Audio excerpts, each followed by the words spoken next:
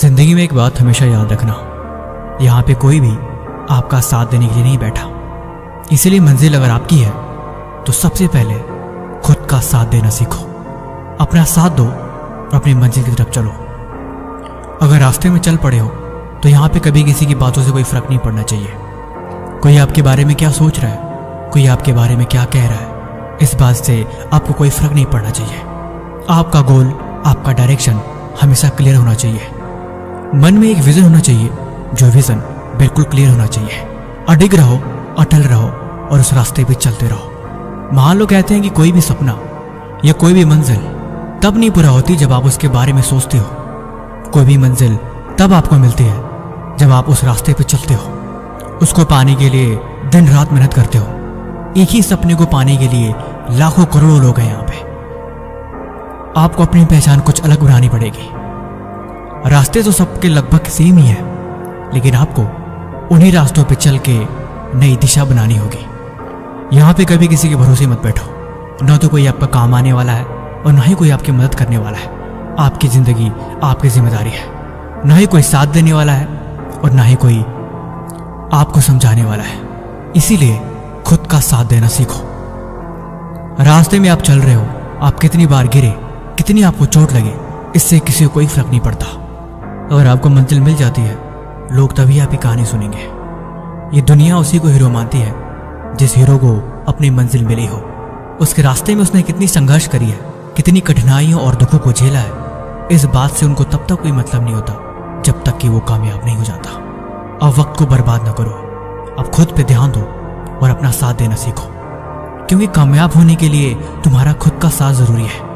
अगर हम खुद का साथ नहीं देंगे तो हम कभी कामयाब नहीं हो सकते। जबरदस्ती पढ़ने की आदत डालो, जबरदस्ती मेहनत करने की आदत डालो। मन ना होते हुए भी उस काम को करो जो काम तुम्हें कामयाब बनाएगा। मन ना होते हुए भी उन सारी बुरी आदतों को छोड़ दो जो काम तुम्हें मंजिल तक जाने से रोक रहा है, क्योंकि यही जिम्मेवारी है। तभी मैं कह रहा हूं, खुद का साथ दो। स्वागत है आपका फिर से एक मजेदार फ्रेश वीडियो में, जहां पे आप सीखेंगे कुछ बेहतर अपनी जिंदगी के लिए। दुनिया बदल रही है, हर एक चीज में बदलाव आ रहा है, लेकिन अगर आप वहीं रुके रहेंगे तो आपके अंदर कुछ नहीं बदलेगा। आप 2 मिनट सोच के देखो, अगर एलोन मस्क आपके दोस्त होते तो आप क्या सीखते? अगर बिल गेट्स आपके ग्रुप में होते तो आप उनसे क्या सीखते? या अगर महेंद्र सिंह धोनी आपके पड़ोसी घर में रहते तो फिर आप उनसे क्या समझते? माहौल फर्क पड़ता है। हम जैसे दुनिया में रहते हैं, जैसी चीज़ों को देखते हैं, वैसा हम बन जाते हैं। अगर आपके दोस्त रॉक म्यूजिक सुनना पसंद करता है तो थोड़े टाइम बाद, चाहे भले से आपको वो चीज़ पसंद ना हो, आपको भी पसंद आने लगेगी। अगर आप ऐसा नहीं बनना चाहते तो आप उनसे दूरी बनाओगे, लेकिन वो दूरी कुछ देर तक ही बनेगी। मतलब जितना ज़्यादा वक्त आप जिस माहौल में रहते हो, आप उस तरह के बनते जाते हो। आपके विचार, आपकी सोच, इस दुनिया की हर एक चीज़ बदलती है सिर्फ माहौल की वजह से। इसीलिए हर दिन आधे घंटे किताब पढ़ना ज़रूरी है। आप बोलोगे इसका भला किताब से क्या लेना देना? क्योंकि ये इसलिए ज़रूरी है क्योंकि जब आप किताब को पढ़ते हो तब आपका दिमाग सीखता है उस किताब में लिखी गई बातें और उस किताब में समझाया गया कंसेप्ट। अगर आप उससे मैच कर पाते हो तो वो चीज़ आपको इंटरेस्टिंग लगती है और आप थोड़े देर में ही उस माहौल में खो जाते हो। वो चीज़ हमें अक्सर बोर करती है जिसे हम पसंद नहीं करते, लेकिन कभी कभी वो चीज़ ज़रूरी होती है जो हमें बोर करती है। आधे घंटे की किताब पढ़ने से आप उन चीज़ों को समझोगे जो आप नहीं सुनना चाहते, क्योंकि कभी कभी हमें वो मूवी पसंद आ जाती है जो मूवी हमें पसंद नहीं होती, लेकिन हम देखते देखते उस कंसेप्ट में दिखाई गई चीज़ों में खो जाते हैं और वो चीज़ हमें अच्छी लगने लगती है। लेकिन उसके बाद भी हम सीखते हैं। जो हम देखेंगे, जो हम सुनेंगे, जैसा हम पढ़ेंगे, वैसा हम बन जाएंगे, क्योंकि इंसानी दिमाग एक बंदर की तरह है। ये आज भी चीज़ों को देख के कॉपी करता है। जो देखेगा वो पक्का वैसा करने की कोशिश करेगा।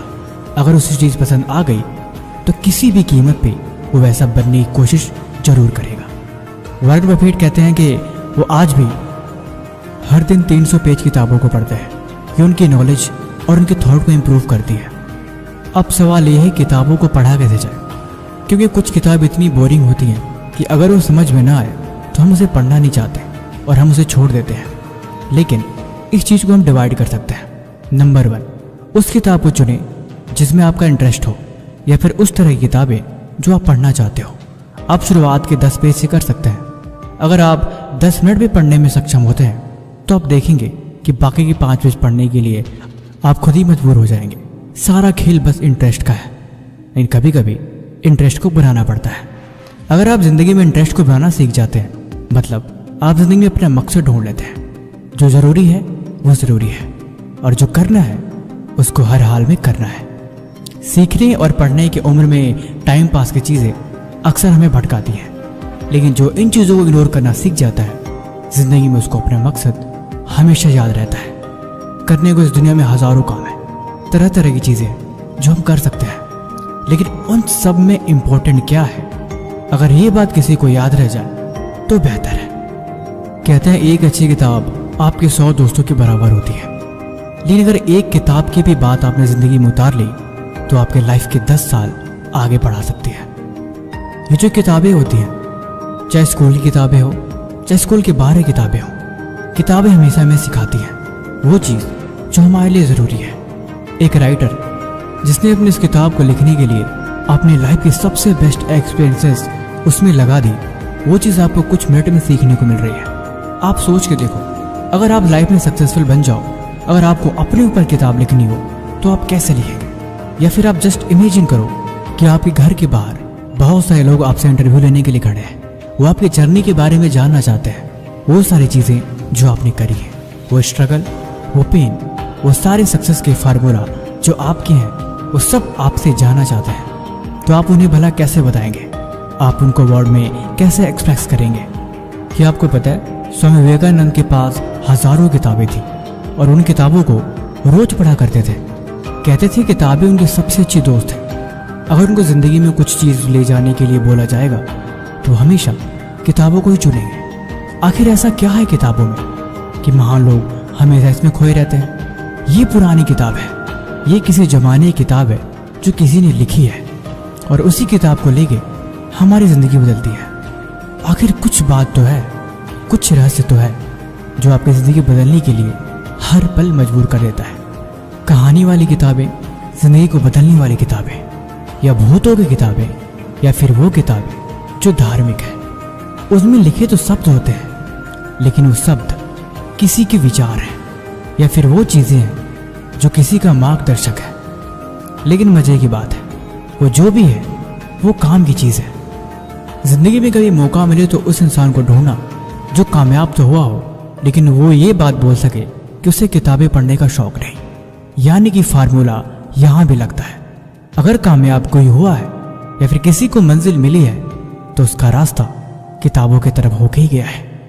जिनको किताबों से प्यार होता है वो ज़िंदगी में किसी और चीज़ से खास लगाव नहीं रखते, क्योंकि उनको अपनी मंजिल मिल चुकी होती है, और ये मंजिल का पाने का नशा उम्र भर नहीं उतरता। किताबों को पढ़ते पढ़ते लोग अपनी किताबें लिखते हैं, अपनी कहानी, अपना किस्सा, अपना मकसद और अपना फार्मूला। क्योंकि सीखो और सिखाओ, पहले समझो फिर समझाओ, पहले दुनिया को परखो फिर अपना मकसद बताओ। कहते हैं डॉक्टर APJ अब्दुल कलाम रात के अंधेरे में लालटेन जला के अकेले में पढ़ा करते थे। स्वामी विवेकानंद घंटों अकेले किताबों में लगा रहते थे। आखिर ऐसा क्या नशा था उन किताबों में कि हर कोई इनमें डूबा ही रहता था। एक कहानी है जो मैं अक्सर लोगों को सुनाता हूँ। स्वामी विवेकानंद एक बार सड़क के नीचे बैठ के पढ़ रहे थे। स्ट्रीट लैम्प जल रही थी। उनके सामने से पूरी बारात निकल गई और उन्हें पता ही नहीं लगा। बाद में किसी ने पूछा कि तुम यहाँ क्यों बैठ रहे हो? अभी यहाँ से एक बारात गई, क्या तुम बता सकते हो कि वो बारात किस तरफ गई? उन्होंने बोला, मुझे नहीं पता, मैंने तो बारात को देखा ही नहीं। वो इंसान चौंक रह गया कि आखिर यहीं बैठा है, लेकिन इसे इतना भी खबर नहीं कि इसके माहौल में क्या चल रहा है। ध्यान इसे ही कहते हैं। जब एकाग्रता एक जगह लगती है तब अक्सर उस चीज़ में इंसान खो जाता है। कहते हैं एकाग्रता एक सुई की नुकीली धार की तरह होती है कि अगर एक बार वो धार बन गई तो हर चीज़ के पार निकल जाती है, फिर उसको कुछ दिखाई नहीं देता। मैंने वीडियो की शुरुआत में बोला कि हर दिन 30 मिनट किताब को पढ़ना चाहिए। ऑडियो बुक सुनना अवॉइड करें। अगर आप किताब को हाथ में पकड़ के पढ़ते हैं तो आप उसके टेक्सचर को फील करते हैं। आपको महसूस होता है कि आप कुछ समझ रहे हैं, क्योंकि समझना ज़रूरी है। बाकी आप डेली कितने घंटे किताब को पढ़ते हैं आप हमें कमेंट बॉक्स में ज़रूर बताइए। बाकी वीडियो आपको कैसी लगी आप हमें कमेंट बॉक्स में ज़रूर बताएं। और किसी भी तरह का सवाल है तो आप वो भी हमसे पूछ सकते हैं। तब तक मिलते हैं हम आपसे ऐसे एक और मजेदार वीडियो के साथ अगले दिन। धन्यवाद।